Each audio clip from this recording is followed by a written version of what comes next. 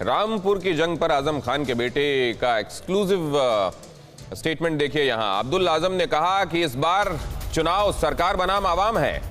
मैंने कुछ गलत नहीं किया, कोर्ट में लड़ रहा हूं। मैं एनडीए के उम्मीदवार हैदर को जानता भी नहीं। इस बार का चुनाव सरकार बनाम आवाम है, अब्दुल्ला आजम का कहना है। पूरी बातचीत TV9 भारतवर्ष पर एक्सक्लूसिव ये रही। नमस्कार, आपके साथ मैं हूं समीर अब्बास। रामपुर की सीट इस बार काफी ज्यादा दिलचस्प हो गई है। यूपी विधानसभा चुनावों पर सबकी नजर है और रामपुर पर खास तौर पर नजर है, क्योंकि यहां से इस बार आजम खान तो चुनाव लड़ ही रहे हैं। हालांकि वो अभी जेल के अंदर हैं, लेकिन उनके बेटे अब्दुल्ला आजम को स्वार से टिकट दिया है समाजवादी पार्टी ने। और दूसरी तरफ जो एनडीए का कैंडिडेट है वो है हैदर अली, जो कि अपना दल एनडीए की सहयोगी पार्टी है, उससे चुनाव लड़ रहे हैं। कुल मिलाकर रामपुर की इस बेहद दिलचस्प सीट पर मुकाबला जोरदार होने की उम्मीद है। और इस वक्त हमारे साथ आजम खान के बेटे मौजूद हैं, अब्दुल्ला आजम, जो कि 2017 में इस सीट से विधायक रहे। फिर बाद में फर्जी कागजात वाला मामला सामने आया और उनकी विधायकी रद्द हो गई, जेल में रहे। काफी महीनों तक जेल में रहने के बाद 15 जनवरी को जेल से छूटे हैं और समाजवादी पार्टी के टिकट से इस सीट से फिर चुनाव लड़ रहे हैं।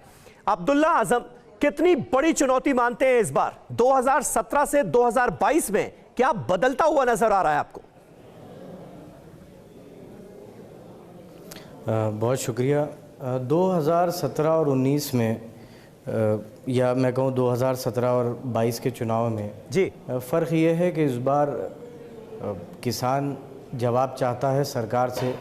जो सरकार इस वादे के साथ जिसने सूबे में सरकार बनाई थी कि किसानों की आय 2022 तक दुगनी होगी, जिस सरकार ने ये वादा किया था कि हर साल 2 करोड़ नौजवानों को रोज़गार मिलेगा, जिस सरकार ने वादा किया था कि महंगाई कम होगी, मेरे ख्याल से 22 के चुनाव में ये अहम मुद्दे होंगे जिन पर जनता सरकार से जवाब मांगेगी। अब्दुल्ला, आप ये मानते हैं क्या? क्योंकि एक ज़माना था जब कहा जाता था यूपी में एसपी और बीएसपी की सीधी टक्कर होती है। अब ये तस्वीर बदलती हुई नजर आ रही है। अब ये कहा जा रहा है कि समाजवादी पार्टी और बीजेपी की इस बार जोरदार टक्कर है। मानते हैं आपके मुकाबला बाइपोलर हो गया इस बार? देखिए, मैं ये मानता हूँ और जब से जेल से आया हूँ, जो हालात मुझे दिख रहे हैं और जो लोगों के बीच सरकार की नाकामियों का गुस्सा है, चुनाव बाइपोलर नहीं है बल्कि समाजवादी पार्टी का एक क्लीन स्वीप होगा। आखिर समाजवादी पार्टी की क्या मजबूरी है कि जिन लोगों पर संगीन इल्जाम हैं उन्हें टिकट देना पड़ रहा है? दागी उम्मीदवारों को क्यों कैंडिडेट बना रही है? और इससे वो जोड़ रहे हैं गुंडागर्दी से। समाजवादी पार्टी की सरकार के दौरान जो लॉ एंड ऑर्डर की समस्या थी उससे जोड़ा जा रहा है। और जब ये बातें होती हैं अब्दुल्ला, तो आपका नाम लिया जाता है, नाहिद हसन का नाम लिया जाता है जो कैराना से उम्मीदवार हैं, आपके पिता आजम खान का नाम लिया जाता है जिनके ऊपर 100 से ज्यादा केसेस इस वक्त चल रहे हैं, जेल के अंदर वो हैं। तो इसे कैसे देखते हैं आप?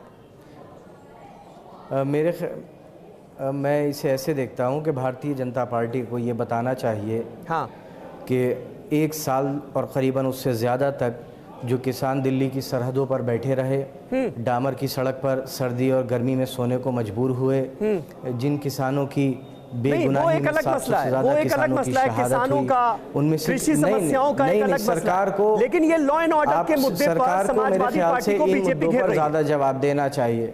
अब्दुल्ला, आप समाजवादी पार्टी से एक बार फिर चुनावी मैदान में होंगे, स्वार से चुनाव आप लड़ रहे हैं, लेकिन इस बार समाजवादी पार्टी की स्टार प्रचारकों की जो लिस्ट आई उसे देखकर क्या आपके परिवार को भी झटका लगा? आजम खान साहब का नाम नहीं है इस बार?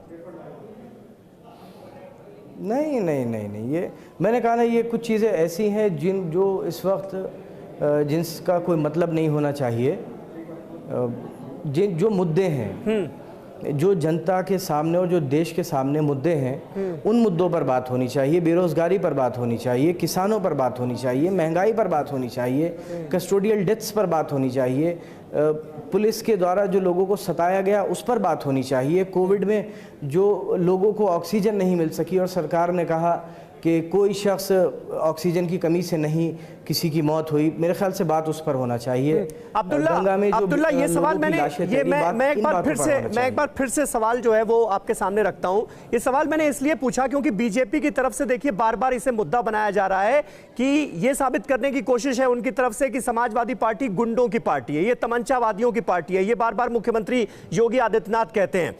कहा यह जाता है कि जो लिस्ट आई है आपके उम्मीदवारों की, उसमें देखिए आधे तो जेल पर हैं, आधे बेल पर हैं, आपके पिता का नाम लिया जाता है। तो कहीं यही वजह तो नहीं है कि समाजवादी पार्टी ने भी आपके पिता से इस बार थोड़ी दूरियां बना ली हैं, क्योंकि 100 केसेस उनके ऊपर भी रजिस्टर हैं, जेल में बंद है वो भी। हाँ बिल्कुल, हम भैंस चोर हैं, हम बकरी चोर हैं, हम पेड़ चोर हैं, हम मिट्टी चोर हैं, हमने शराब की बोतलें चुराई हैं, हमने 16,600 रुपये गले से चुराए हैं। तो हम तो हैं ही बहुत बड़े अपराधी। अपराध मैंने आपको बता दिया, हम चोर हैं। और मैंने आपसे कहा ना, किसी के मुद्दा बनाने से कोई चीज़ मुद्दा नहीं बनेगी।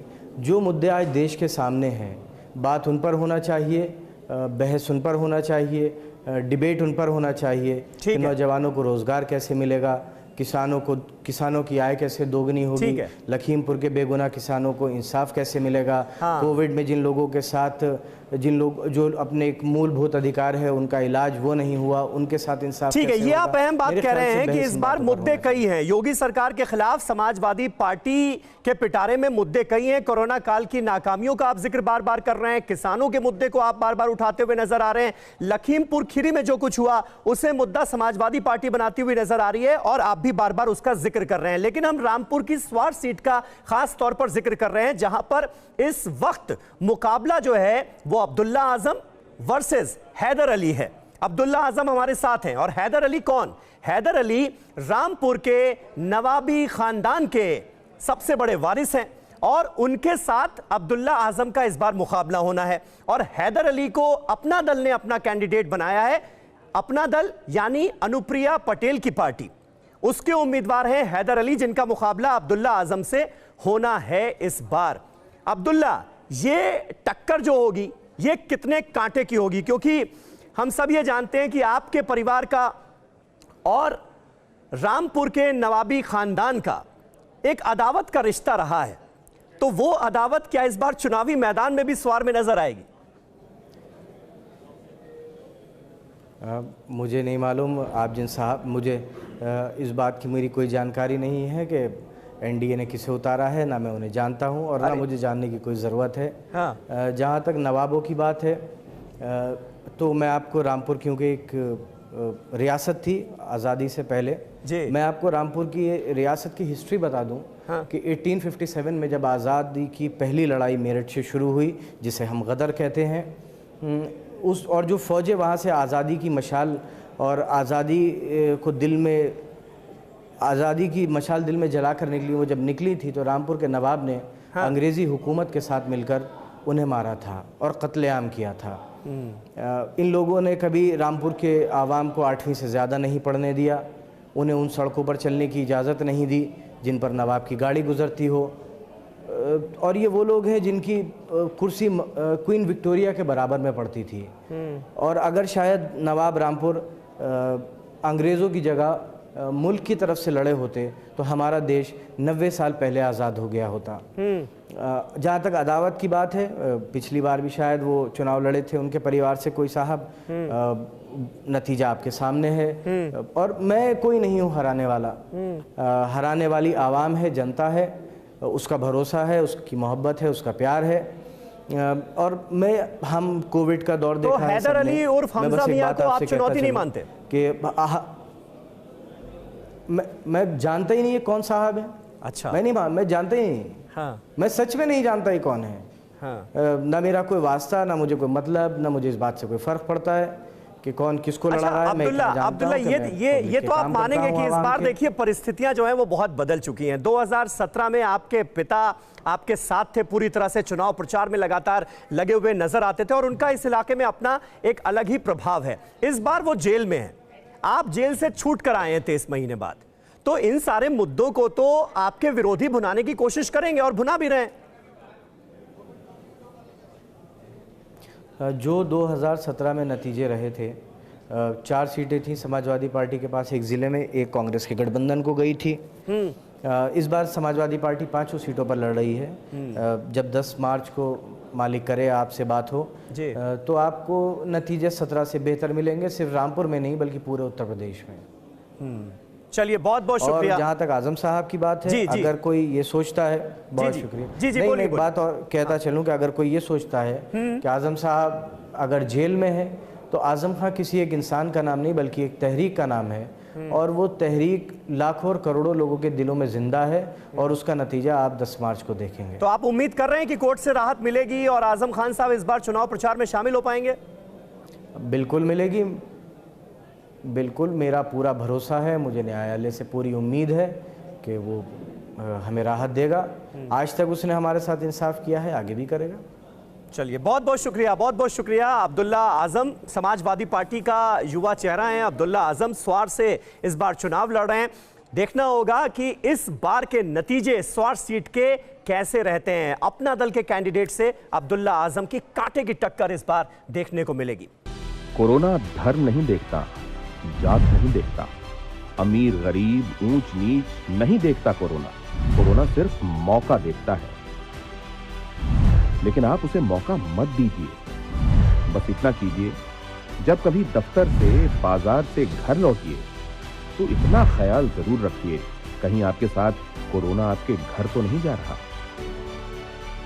भूलिए मत, कोरोना अभी जिंदा है।